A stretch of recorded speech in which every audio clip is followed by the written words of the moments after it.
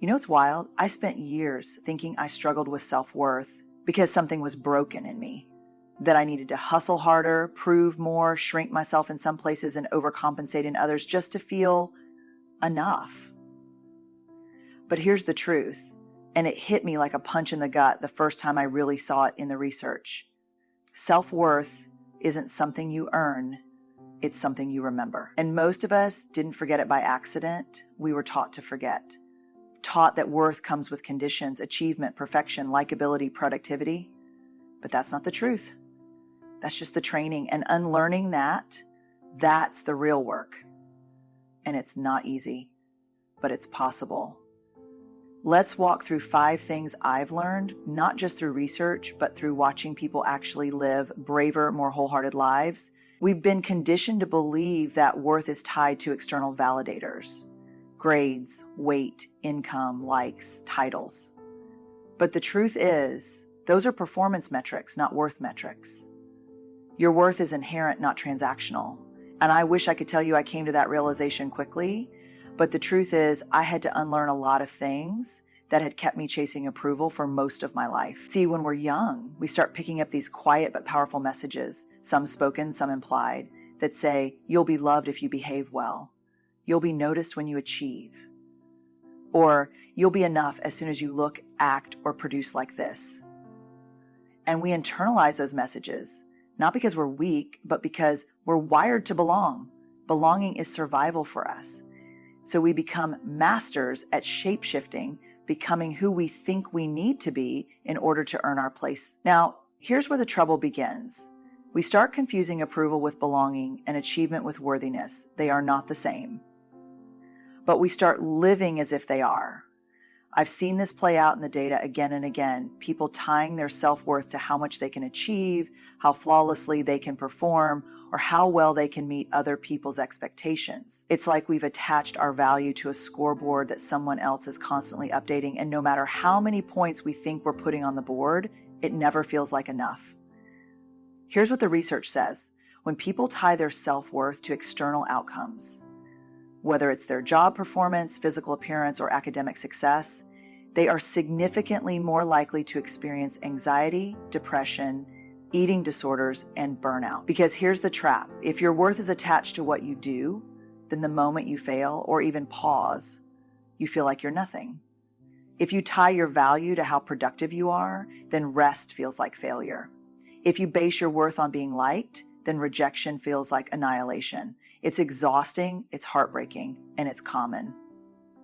But the truth, the deep soul level truth is this: your worth is not something you hustle for. It's something you carry. You came into this world already worthy. Nothing you do can increase it, and nothing you've done can decrease it. Now, I know how hard it is to let go of those external markers because we've spent so long chasing them. They gave us a sense of control, maybe even a sense of identity, but what they rarely gave us was peace. And that's the difference between performing worth and living in it. When we start to shift from I am worthy because I achieved to I am worthy, full stop, something changes. We show up differently in our relationships, in our work, in our lives. We start setting boundaries instead of burning out. We say no without guilt. We rest without shame. And we stop handing our self-worth over to people or systems that were never meant to define it. This shift doesn't happen overnight. It's slow, tender work. It's about recognizing the lies we believed and choosing truth even when it feels unfamiliar. It's about showing up with compassion for ourselves in moments when our default would be self-criticism. It's about trading the measuring stick for a mirror and learning to see ourselves with clarity and care. Because at the end of the day, worth isn't something you prove, it's something you own. And once you own it, everything else starts to change. Shame isn't just feeling bad, it's feeling unworthy of love and belonging. It whispers, you're not good enough, and then who do you think you are? The antidote to shame isn't perfection, it's empathy. The moment we speak shame out loud in safe spaces, it loses power. I want to say this clearly, shame is universal. If you're breathing, you've felt it. And if you've ever struggled with self-worth, I promise you, shame is lurking somewhere in the background. It's like emotional quicksand. It doesn't always look dramatic on the surface, but it pulls you down fast and keeps you stuck.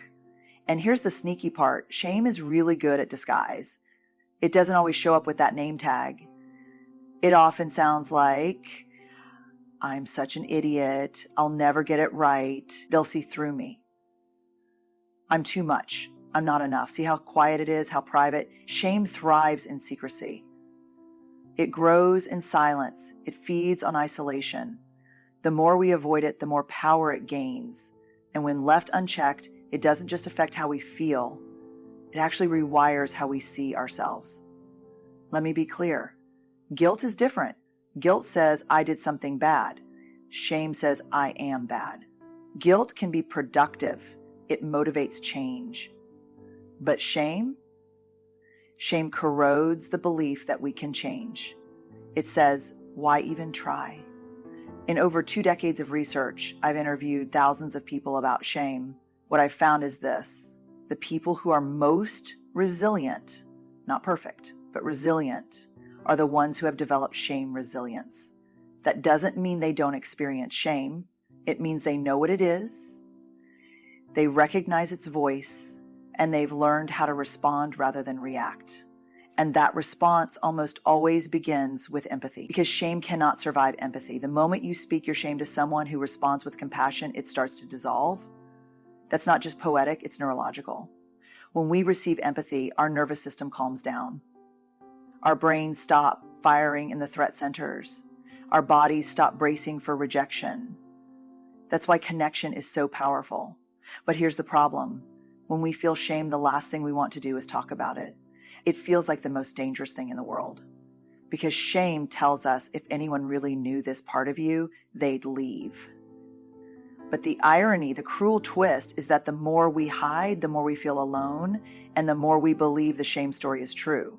So we need to flip that script. We need to learn to name it. This is shame. This is what it feels like.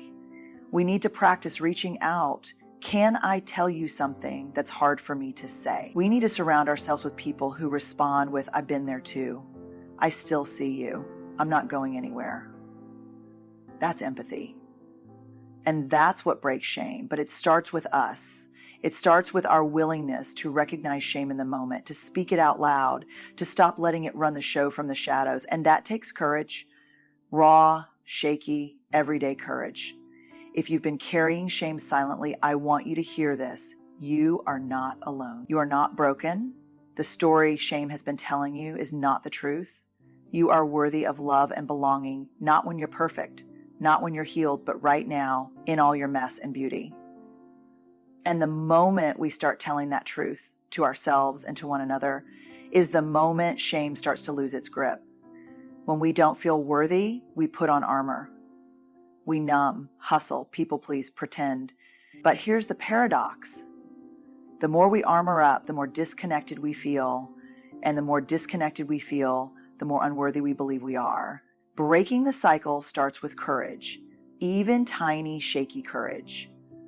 Let's talk about armor, not the kind you wear into battle, but the emotional kind we carry every single day. The kind that looks like perfectionism, like sarcasm, like overachieving or undersharing. It's the stuff we put on to protect ourselves from the possibility of being seen and rejected. Because when we feel like we're not enough, the instinct isn't to lean in, it's to cover up. We hide behind a polished image, we overwork to prove our value, we shut down emotionally to stay safe. And if we're being honest, most of us have gotten really good at it.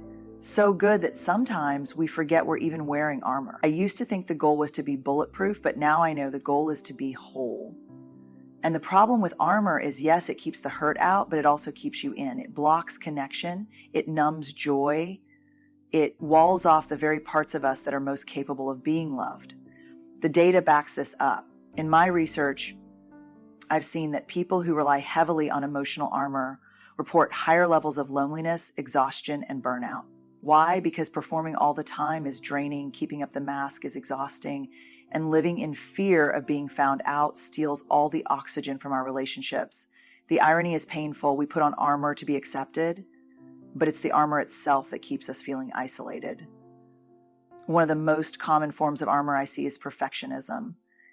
Now, perfectionism isn't about high standards. It's about the belief that if I look perfect, I can avoid shame, judgment, and blame. It's a shield, but it's a heavy one, and it keeps us from ever feeling fully seen because we're only showing the curated version of ourselves. Or maybe your armor looks like people-pleasing, saying yes when you want to say no, agreeing just to keep the peace, dimming your light so no one feels uncomfortable. And the problem is, every time we abandon ourselves to please others, we reinforce the message that our real self isn't worthy of love. Sometimes the armor is cynicism or humor used to deflect. Sometimes it's withdrawing completely, emotionally ghosting when things get too vulnerable. Sometimes it's working so hard, so fast that we never stop long enough to ask, what am I running from? But here's the good news. The armor isn't who we are. It's what we picked up to survive. And if we learned it, we can unlearn it. And that unlearning starts with the smallest acts of courage. It looks like saying, I'm struggling when you'd rather pretend everything's fine. It looks like sharing your opinion in a room where you're afraid it won't land. It looks like resting when your inner critic is yelling lazy. It looks like letting someone see the real you, not the edited highlight reel version. One moment of courage at a time, we can begin to loosen the straps on that armor. And what we discover when we do is this: we don't need to be invulnerable to be safe. We just need to be real to feel connected. Because the people who truly love us, who truly see us, aren't drawn to our perfection. They're drawn to our presence, our humanness, our truth. And that kind of connection, it doesn't just heal, it transforms. And so we begin gently with awareness. We notice the armor, we name it. And then when we're ready, we start choosing something braver, something softer, something more honest, because worthiness isn't found behind the armor. It's found when we dare to take it off. Self-compassion isn't self-indulgence, it's self-preservation. The research is clear. People who practice self-compassion are more resilient, more motivated, and less afraid of failure. And yet, most of us talk to ourselves in ways we never talk to someone we love. You cannot shame yourself into worthiness, but you can grow into it with kindness. If I could hand every person just one tool for healing their self-worth, it would be self-compassion. Not in the fluffy, feel-good, bubble bath and affirmations kind of way. I'm talking about the gritty, awkward, emotionally honest practice of treating yourself like you're actually a human being, not a machine, not a problem to fix, not a failure to hide. The truth is, most of us are much kinder to our friends than we are to ourselves. We'll comfort someone else in their pain, reassure them when they mess up, hold space for their imperfections. But when it's us, we're brutal. Our inner dialogue can be cutting, unforgiving, and relentless. Think about the last time you made a mistake. Something small, even. Maybe you missed a deadline or said the wrong thing in a conversation. What did that voice in your head sound like? Did it say, it's okay, you're human, you'll figure it out? Or did it say something more like, what is wrong with you? Why can't you get it together? That voice, that harsh, shaming inner critic is not making you better. It's making you scared. It's shrinking you. It's chipping away at your sense of worth. Here's what the research shows. Self-compassion isn't a weakness.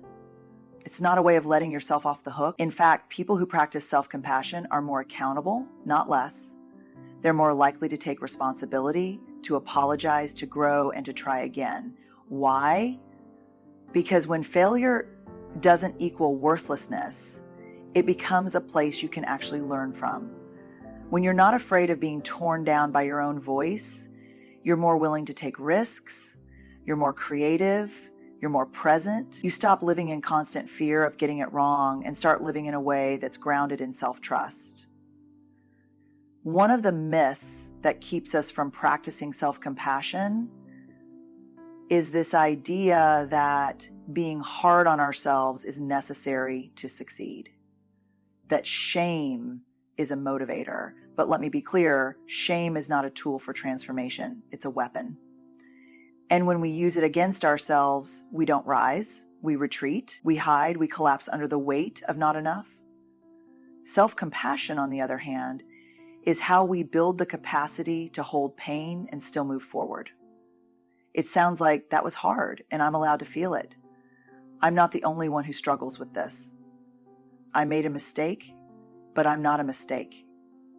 And those aren't just nice sounding lines.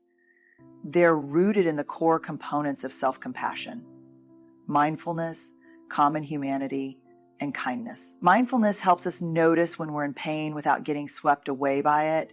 Common humanity reminds us that we're not alone in our struggles, and kindness invites us to treat ourselves the way we'd treat someone we love. Here's the deeper truth: worthiness and self-compassion are inseparable. You cannot feel worthy while treating yourself like you're unworthy. It just doesn't work. So when the inner critic pipes up, and it will, you have a choice. You can let it run the show, or you can pause, breathe, and say something different. You can meet that voice with curiosity instead of judgment. You can choose softness instead of shame. And maybe that doesn't come naturally at first. Maybe it feels awkward or even silly. That's okay. New patterns always feel unfamiliar at the start, but with practice, real intentional practice, self-compassion becomes a new way of being. And when that shift happens, it doesn't just change how you talk to yourself, it changes how you show up in the world. Because when you believe you're worthy of your own kindness, you stop settling for spaces that require you to abandon it. The foundation of real self-worth is built in safe, authentic connection. We are wired for belonging, not fitting in, but true belonging. Where we don't have to hustle, hide, or shrink, we heal in community. And that healing begins when we stop trying to do it all alone. Here's something I've learned again and again, both in the research and in my own life. We don't heal our shame, self-doubt, or feelings of unworthiness in isolation. We may do some of the inner work alone, reflection, journaling, confronting those old stories, but the real transformation happens when we're seen, fully seen, and still loved. Because we're not meant to do this work solo. We weren't built that way. From a biological standpoint, humans are wired for connection. Our brains literally light up when we experience empathy, trust, and vulnerability. And yet, when we're struggling with self-worth, our first instinct is often to pull away. We retreat. We put on the mask. We tell ourselves, I'll show up when I'm better. Or worse, I don't want to be a burden. That belief that we're too messy, too broken, or too much is exactly what keeps us stuck. It convinces us that isolation is safer, but what we're actually doing is reinforcing the lie that we have to earn belonging, that we have to be fixed before we're worthy of being loved. The research paints a different picture. Over and over, what I found is that people who have a strong sense of worthiness are not people who have perfect lives. They're not the most accomplished or the most confident. They're the ones who believe they're worthy of connection. And because they believe it, they allow themselves to seek it. They show up in relationships with honesty. They ask for help. They let themselves be vulnerable. Not everywhere, not with everyone, but with the people who've earned the right to hear their story. Because that's the thing about connection, it has to be built on trust. I'm not talking about dumping your rawest truth on someone who hasn't shown up for you. I'm talking about those relationships where mutual care, presence, and respect have created a container strong enough to hold what's hard. And when we find that kind of space, whether it's with a friend, a therapist, a support group, or even just one safe person, something shifts. We begin to internalize a different message, one that says, you don't have to prove anything to be loved here, one that says, you're allowed to be exactly as you are. That's where self-worth begins to settle in. Not as a performance, but as a knowing. Now, I know some of us didn't grow up with models of this kind of connection. Maybe the people who are supposed to love you didn't know how. Maybe you've been burned by vulnerability before. Maybe trusting others feels dangerous because it's never gone well. That's real. That's valid. And it makes this kind of work even braver. But I want you to know that healing, trustworthy connection is possible, and it's worth seeking. Because as long as we're trying to white-knuckle our way through shame and self-doubt on our own, we're denying ourselves the very medicine that could help us feel whole. I've seen it happen again and again. Someone walks into a group, heart racing, palms sweating, convinced they're the only one who feels the way they do. And then they speak, tentatively, shakily, maybe even tearfully, and someone across the room nods, or says, "Me too." And in that moment, shame loses its power. Not because it's gone forever, but because it's not alone anymore. That's the power of connection. It doesn't fix everything, but it changes everything. It gives us perspective. It offers us grace. It reminds us that our pain doesn't make us unlovable, it makes us human. So if you're struggling with self-worth, don't wait until you feel ready to reach out. Don't wait until you feel perfect to let yourself be known. Start small. Find someone who feels safe. Be honest. Let yourself be seen. And when that voice in your head tells you to hide, remind yourself you were never meant to do this alone, because the truth is the path to self-worth isn't just inward, it's also outward in the way we connect, the way we're held, and the way we hold space for others. So here's what I want you to remember. You are not broken. You are not behind. You are not too much. And you are absolutely unequivocally enough. Your struggle with self-worth is not a flaw in your character. It's a reflection of the messages you've received, the stories you've carried, the armor you've worn just to make it through.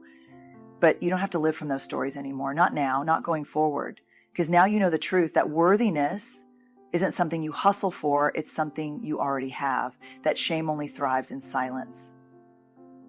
But you can speak it out loud. That the armor you built to protect yourself can be gently laid down. That kindness toward yourself isn't weakness, it's courage in action. And that connection, real, safe, loving connection, isn't a luxury, it's your birthright. The work of reclaiming your worth isn't easy, it's not neat or linear, but it's possible, it's powerful, and most importantly, it's yours. No one else can walk this road for you, but you also don't have to walk it alone. So be gentle with yourself, speak kindly, take off the armor one piece at a time. And when you feel the old voices creeping back in, pause and choose differently. Choose compassion, choose courage, choose to show up. Because the world doesn't need a perfect version of you. It needs the real you. The whole, honest, brave, messy, beautiful you. And you are absolutely worth showing up for. Good luck out there. You've got this. And you are so deeply worthy of everything good coming your way.